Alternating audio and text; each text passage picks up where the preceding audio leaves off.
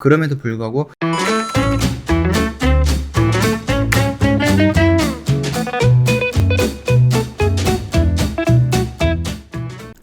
네, 안녕하세요. 허브경제TV의 최호영입니다. 오늘 볼 종목은 SK바이오 사이언스라는 종목인데요. 종목 코드 번호가 302-440번입니다. SK바이오 사이언스 뭐죠 얘가? 백신을 만드는 회사입니다. 그리고 노바백스라든지 아스트라제네카 위탁 생산을 하고 있는 건데, 얘네가 지금 만들고 있는 백신이 두 종류가 있고요. 두 종류 거의 임상 마감 단계에 들어왔죠. 그래서 6월 말에 결과가 나온다라고 하면은 뭐 3상까지 진행을 하겠다, 이런 스케줄을 지금 잡아가고 있는 거죠. 그런데 3상을 하기 위해서는 몇만 명의 사람이 좀 필요한데요. 그게 우리나라에서는 구하기가 조금 어려워요.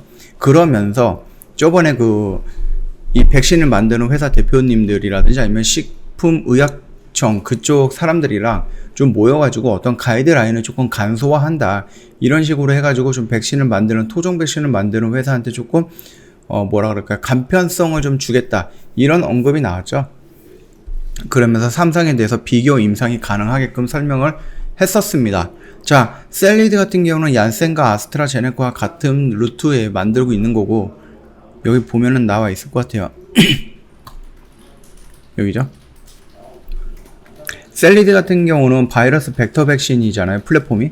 그렇기 때문에 요걸로는 아스트라제네카나 얀센이랑 좀 비교 임상이 가능하다는 거고요. 그리고 SK 바이오사이언스라든지 유바이로직스 같은 경우는 제조합 백신입니다. 이게 뭐예요?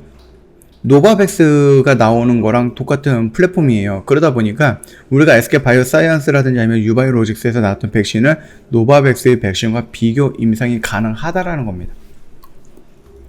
좀 내용을 좀 보도록 할게요.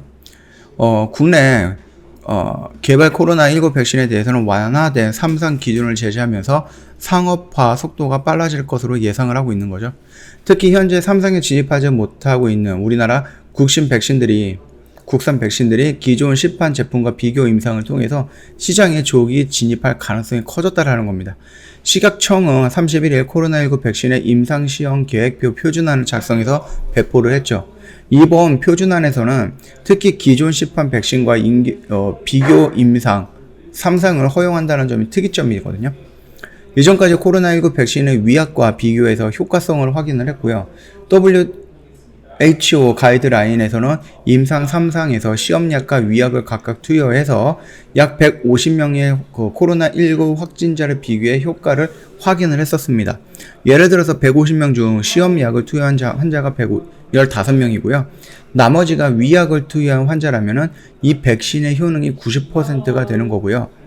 이런 방식으로 아스트라제네카, 모더나, 화이자, 모더나, 얀센 백신이 승인을 받게 되었는데, 현재 코로나19 백신 상용화 상황에서 위약을 투여하는 방법은 윤리적으로 문제가 있다라는 부분, 그 다음 확진자 비교 방식이 많은 시험 대상자가 필요하다라는 부분, 개발사들의 시간과 비용이 많이 든다는 단점이 제기가 되어 왔었습니다.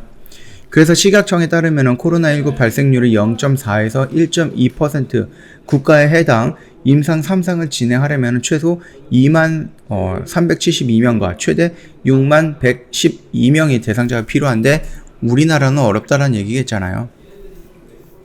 식약처가 이번에 제시한 비교 임상 가이드라인은 최소 4천여 명의 투약 기록가 있으면 된다라고 합니다. 비교 임상을 접종 후에 4주 시점에서 대조약, 그러니까 시판약과 중화 항체를 비교해서 열등하지 않거나 또는 우월하다는 점을 입증하면 되는 거거든요. 다만 안정성 조사를 위해서 최소 4,000명, 시험군 3,000, 대조 1,000 이상이 필요하다라는 거죠. 그래도 몇만 명에서 많이 준 거잖아요. 식약청은 이 가운데 코호트별로 약 20%, 만 65세 이상의 시험 대상자가 포함이 될 것이며, 중도 탈락률 20%를 감안해서 약 5,000명 이상 등록이 필요하다라는 안을 제시했습니다. 대조약은 국내 허가가 된 품목으로 동일한 플랫폼의 백신을 사용하면 된다라고 합니다. 현재 코로나19 백신의 임상이 진행되고 있는 국내 제약사는 5개죠.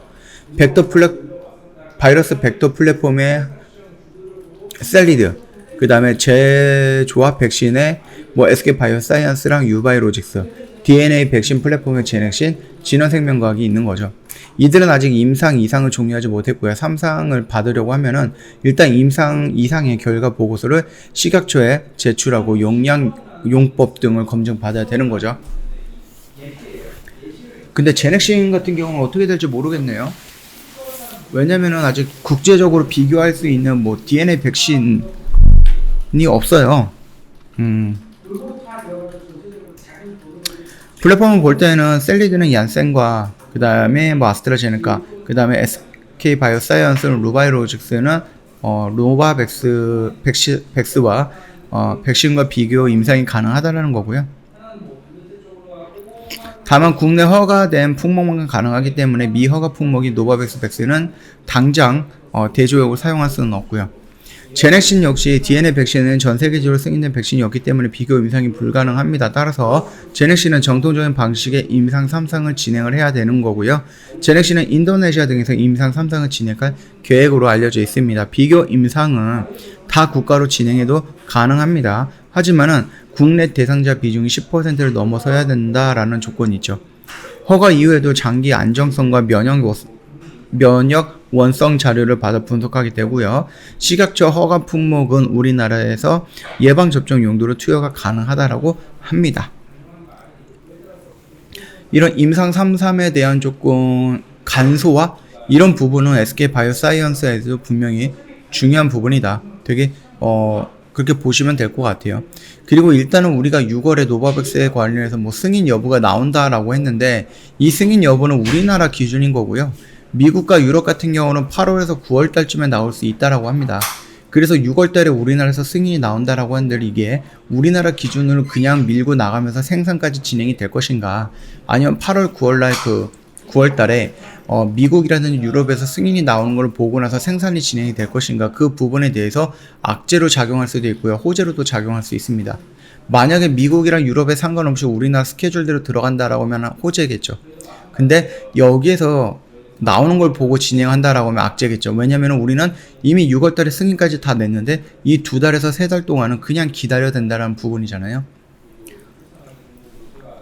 자, 일단은 얘는 흐름이 지금 이런 식으로 무너지고 있는 상태예요. 여기서 뭐 반대로 뭐 갑작스러운 이런 양봉이 나올 수도 있는 거겠지만은 그럼에도 불구하고 6월달에는 뭐가 있어요. 보호예수 물량이 풀리고요.